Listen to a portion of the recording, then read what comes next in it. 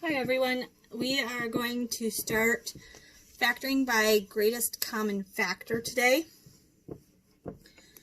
What is the greatest common factor? That is the highest number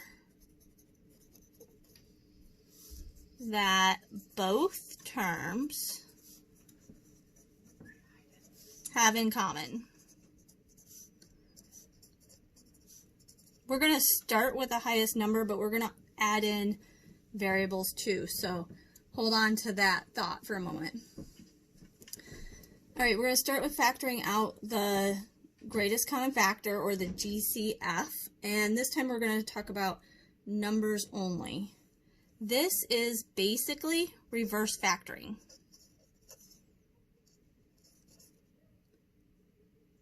Reverse distribution, sorry. Remember distribution, we did something like 2x minus 3. And we had to take that 2 on the outside and multiply it by both of the things on the inside. We're going to do that backwards. So instead of multiplying, we're going to talk about dividing. Let's look at this first example, 6x plus 18. What can I divide both 6x and 18 by evenly? Well, for these two numbers, I happen to know that I can divide both by 6. So how I'm going to do this, I'm going to take that number I divided by, that 6, and it's going to go out front. Just like the 2 did. The 2 was out front here. I divided by 6, so the 6 has to come out front. And what's left is going to go in this parentheses. So 6 divided by 6 is 1, so I just have x. And 18 divided by 6 is 3. So in factoring that, I now have 6 times the quantity x plus 3. And if I wanted to check that, just to make sure I have the right answer, I could go back through and I could distribute that 6.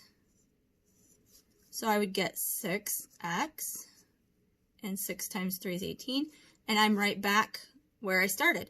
So this is the factored form. Okay. I want to look at what's inside here, and I want to make sure it can't go any smaller. Maybe I didn't pick the biggest number that I could divide by, but this is just a 1 and a 3, so it can't get any smaller. I'm good. All right, let's look at 4 more examples.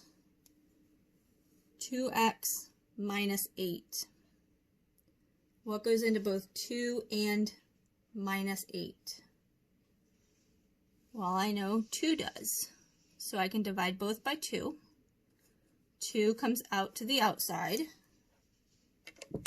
and now I have to divide both terms. 2 divided by 2 is 1, and I'm left with x.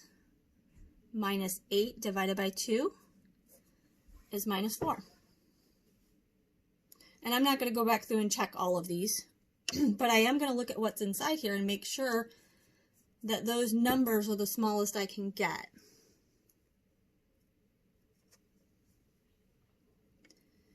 All right, the next one's a little different. The other two, we've used one of the two numbers we had, but look at this one, 12x squared plus 10.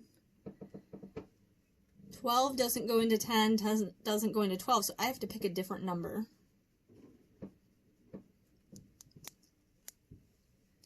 Well, I know they're both even, so I know 2 is going to go into both. And hopefully that's the biggest number.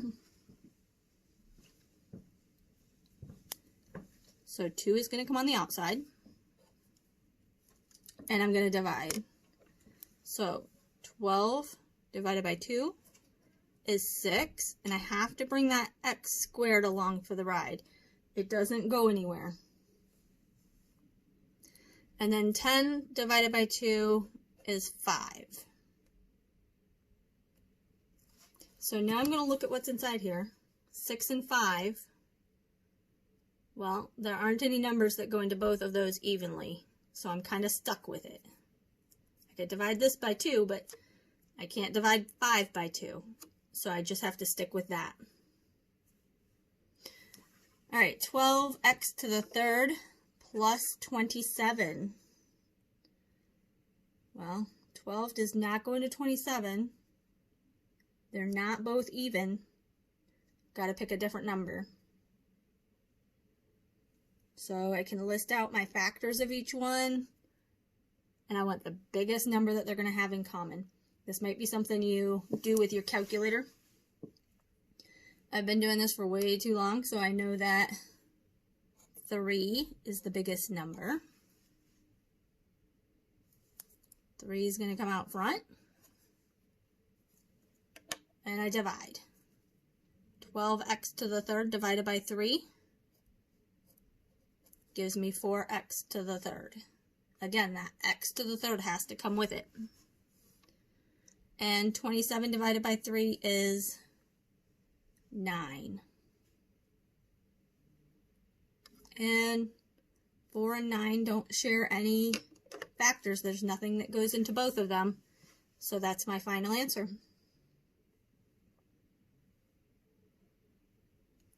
All right, last example, 6x squared minus 10. Again, 6 doesn't go into 10. So think about the numbers that go into 6, 1, 2, 3, and 6. And the numbers that go into 10, 1, 2, 5, and 10. And 2 is going to be the biggest number.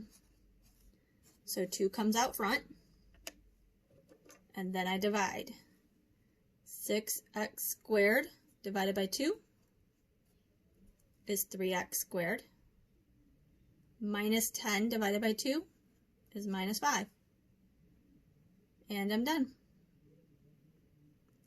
All right, we're going to take that same idea, but now we're going to talk about variables. If you notice all of these, every one of these examples, there's only one variable term.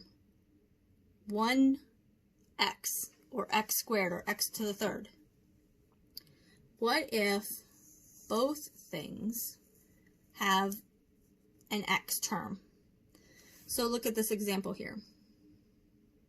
I have x to the fourth and x squared. And I know at least in Miss Wagner and my class, we talked a lot about what does that mean. So what does that x to the fourth mean? It means I have x times x times x times x. And x squared means I have x times x. So if I'm looking at these two groups, what do they have in common? Well, I have two x's here being multiplied, and I have two x's here being multiplied. So my greatest common factor for this, because x times x is x squared, my greatest common factor is x squared. Okay, that was a lot. Here's a little cheat sheet thought for you. When I have the same variable, they're both x's. Both of these are x's. My shortcut, if you will, is always going to be the lowest exponent. Again, it has to be the same variable. So, my lowest exponent is a 2. So x to the second power is the most I can take out. Remember at the top, we divided by that number we were going to take out. So if I divide both of these, well, remember our exponent rules. Dividing means I subtract the exponents. In a way, I think this is even easier than when we had numbers, because when I divide x to the fourth by x squared, I just subtract those exponents. So 4 minus 2 is 2.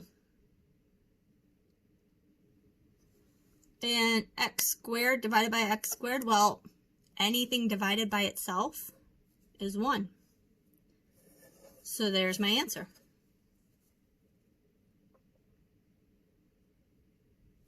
All right, let's look at more examples because we're going to, of course, make it a little more complicated each time, right?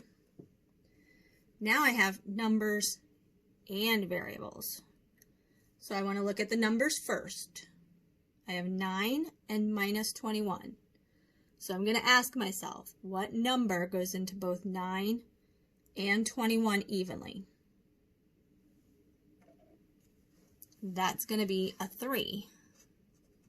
So I'm going to put a 3 under here, and I'm going to put a 3 out front, but I'm going to wait for my parentheses because I see that they both have x's. So I'm going to look at the exponents. This is a 2, and uh-oh, this one doesn't have one. Remember, anytime we don't have one, it is an invisible 1. So the smaller of the two exponents is just an x. That's the greatest common factor. The most I can take out is the least of them that I have. So I'm going to actually divide both of these by 3x. Okay, so what's left inside? 9 divided by 3 is 3. Remember, when I divide, I subtract those exponents. So 2 minus 1 is 1. And I can just leave it 3x. Divide these numbers. Minus 21 divided by 3 is minus 7. And x divided by x is just 1. So it's gone. That's my answer. If I did this right, the numbers shouldn't have anything in common. They shouldn't be able to divide by anything in common. And I should only have one variable left. I should only have one x left. Okay. Let's look at the next one. I have 15x squared and 20x. So I'm going to start with, what do they have in common with the numbers? What number goes into both 15 and 20? I can divide them both by 5. Then I look at the variables. What's the highest exponent? Remember, that's a 1. So my highest exponent is a 1. I'm just going to bring a 5x out. So I'm going to divide both of those terms by 5x. All right, so 15x squared divided by 5x. 15 divided by 5 is 3. And x squared divided by x, I subtract those exponents. 2 minus 1 is 1.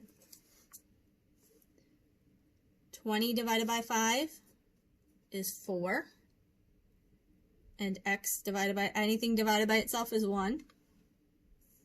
So that's my answer. All right, 2 more examples. 12x squared plus 28x. I'm going to look at the numbers first. And you might be tempted to start with 2, but there's a better one. And it might help if you need to write out the factors. But if I take 2 out, I'm going to have 6 and 14. Well, 6 and 14 are both even, so I know there's got to be more that comes out of it. In this case, it's 4. 4 goes into 12, and 4 goes into 28. I have x squared and x, so I know that x is the most I can take out. So I'm dividing both of those by 4x.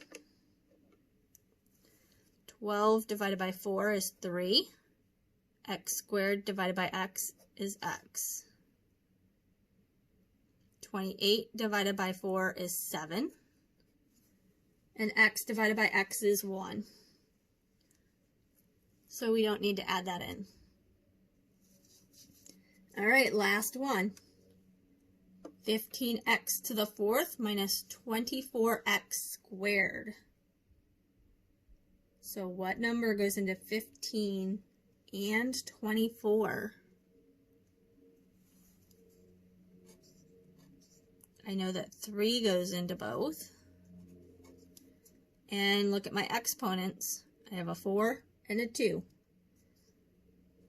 So the most I can take out is an x squared. I'm going to divide both sides by x squared. 15 divided by 3 is 5. X to the 4th divided by x squared. 4 minus 2 is 2. 24 divided by 3 is 8. And x squared divided by x squared is 1.